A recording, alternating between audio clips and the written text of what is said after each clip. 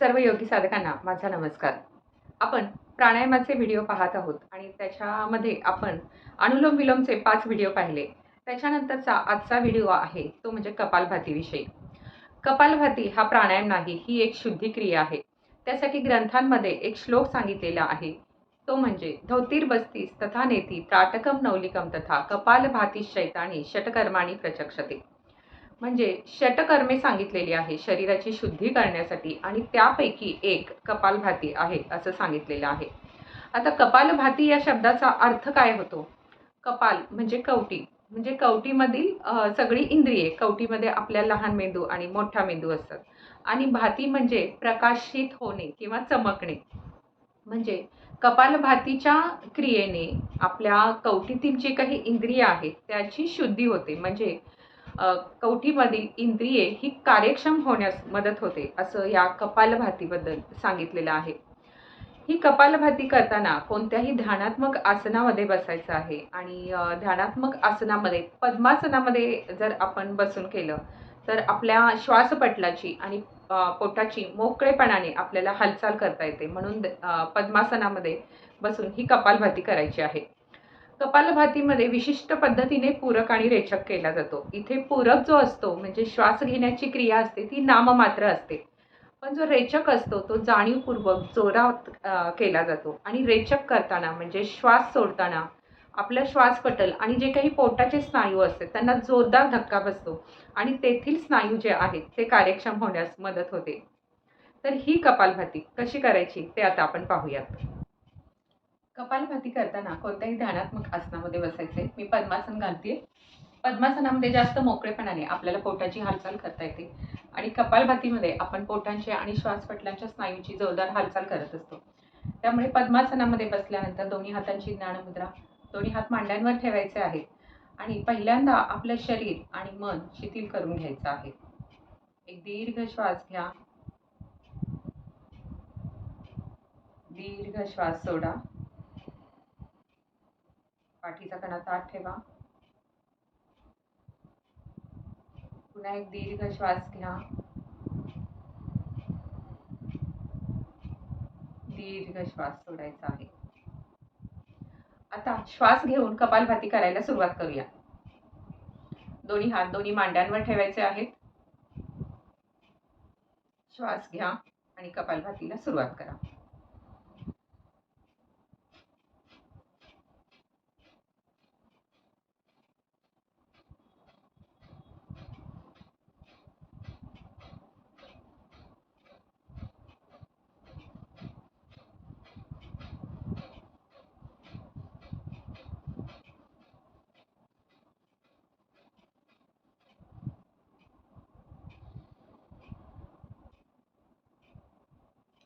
सुरुवातीला तुम्ही पोटावर हात ठेवून पाहू शकता की कपालभाती तुमची व्यवस्थित होत आहे की नाही. श्वास जोरात सोडताना पोट आत ओढले जाते. ते होतंय की नाही व्यवस्थित ते पाहण्यासाठी हात ठेवायला हरकत नाही. आणि सुरुवातीला करताना तुम्हाला जितका वेळ करता येणं शक्य आहे तितक्या वेळेस करा. सुरुवातीला एका मिनिटात 30 ते 40 वेळा किंवा 60 वेळा होईल. पण नंतर सरावाने हळू एका मिनिटात या आवर्तनांची संख्या जी आहे ती वाढवत आपल्याला न्यायची आहे. तर एका मिनिटामध्ये हळूहळू वाढवत नेऊन आपण 120 पर्यंत किंवा 150, 160 पर्यंत ज्यांच्या त्यांच्या क्षमतेप्रमाणे आपण हे वाढवू शकतो. तर या कपालभातीचं दुसरं आवर्तन आपण करणार आहोत. एक आवर्तन केल्यानंतर साधारणतः अर्धा ते 1 मिनिट शांत बसायचं, संथ श्वसन करायचं, मग दुसरं आवर्तन आणि मग तिसरं आवर्तन. सुरुवातीला आपण याचे 3 आवर्तन केले तरी पुरेसे आहेत आणि नंतर सरावाने हळूहळू आपण ही वेळ वाढवत नेऊ शकतो. तर आपण दुसरं आवर्तन करणार आहोत. दोन्ही हात मांड्यांवर ठेवायचे आहेत. डोळे मिटून घ्यायचे आहेत. कपालभातीला सुरुवात करणार आहोत.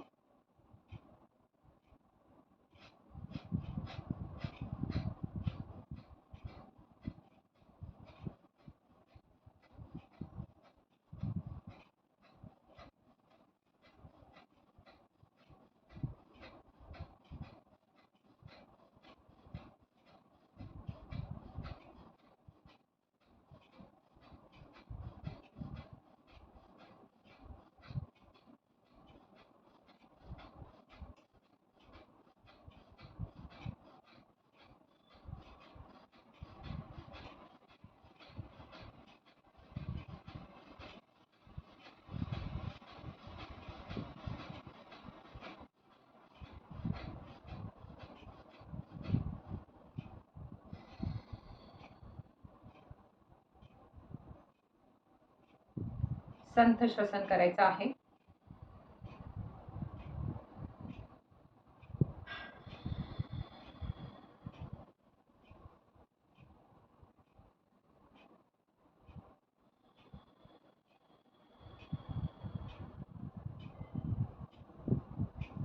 अशा पद्धतीने 2 आवर्तनं आपण पूर्ण केली. दुसऱ्या आवर्तनामध्ये मी साधारणतः 80 वेळा एका मिनिटामध्ये करण्याचा प्रयत्न केला.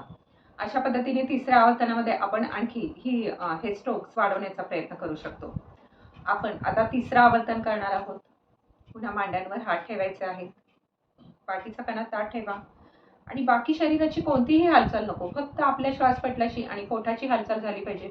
फक्त आपल्याला श्वास जोरात बाहेर सोडायचा आहे. परंतु तो श्वास सोडताना आपल्याला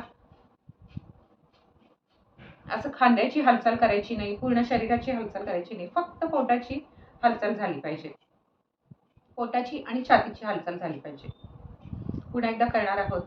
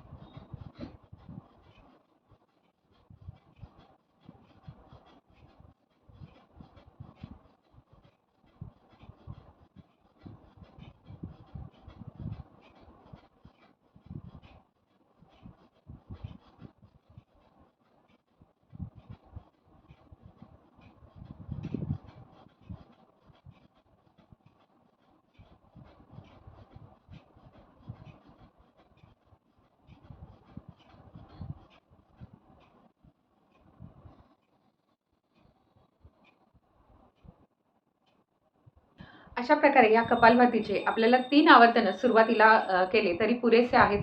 हळू-हळू आपल्या क्षमतेप्रमाणे ती संख्या आपण वाढवत नेऊ शकतो आणि एका मिनिटात 30-40 स्ट्रोक्सपासून 150 ते 160 स्ट्रोकपर्यंत आपण नेऊ शकतो.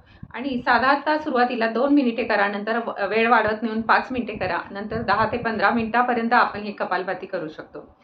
या कपालभातीमध्ये काय होतं, आपल्या श्वासपटलाचे आणि पोटाचे स्नायू असतात, त्यांना जोरदार धक्का दिला जातो आणि त्यामुळे येथील सगळ्या स्नायूंची जी आहे ती कार्यक्षमता वाढते आणि कफदोष जे आहेत ते सगळे नाहीसे होतात आणि तसंच आपल्या कवटीतील इंद्रियांना सुद्धा धक्का बसतो, म्हणजे लहान मेंदू, मोठा मेंदू. तर त्यामुळे तेथील जे इंद्रिय आहेत तर ते कार्यक्षम होण्यासाठी मदत होते. तसेच या कपालभातीचे अनेक फायदे आहेत. या कपालभातीबद्दल ग्रंथामध्ये अजून एक श्लोक सांगितलेला आहे. तो श्लोक म्हणजे वातक्रमेण व्युत्क्रमेण शीतक्रमेत विशेषतः भालभाती त्रिधा कुर्यात कफदोष निवारेत. म्हणजे कपालभातीच्या सततच्या अभ्यासाने सगळे कफदोष नाहीसे होतात असं सांगितलेलं आहे. म्हणजे कपालभाती ही एक क्लिन्झिंग टेक्निक आहे जी आपण जर नियमितपणे केलं तर शरीरातील 60% टॉक्सिन जे आहे ते बाहेर पडतात. आपल्या शरीरामधील एनर्जी वाढते, रक्ताभिसरण आणि चयापचय सुधारतं. आपले फुफ्फुसे जी आहेत ती कार्यक्षम होतात, शांत झोप लागते, आपली जी प्रचन क्रिया आहे ती सुधारते, हार्मोन्स बॅलन्स होतात.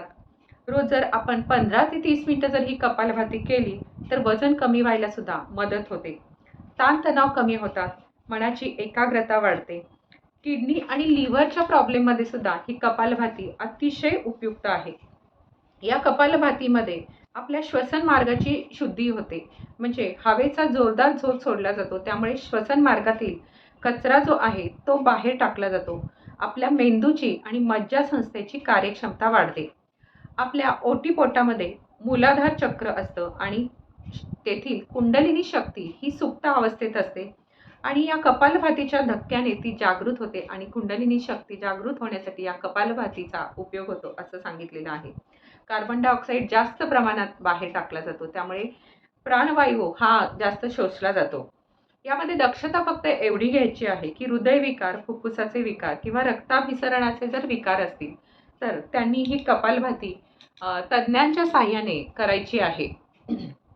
अशा प्रकारे ही कपालभाती अतिशय उपयुक्त आहे. जसं मी तुम्हाला सांगितलं, की औषधाप्रमाणे आपण अनुलोम-विलोम सकाळ, दुपार, रात्री आणि संध्याकाळी असं 4 वेळा जर केलं तर त्याचा खूप चांगला फायदा होतो. तसा ही कपालभाती जर आपण 5 ते 10 मिनिटं रोज केली तर आता मी सांगितले तसे याचे अनेक आणि प्रचंड फायदे आहेत. प्राणायामामध्ये रोज फक्त तुम्ही कपालभाती आणि विलोम केलं तरी सुद्धा त्याचे खूप चांगले फायदे आपल्या शरीरावर किंवा आपल्या एकंदरीत आपल्या आरोग्यावर त्याचा खूप चांगला परिणाम होतो.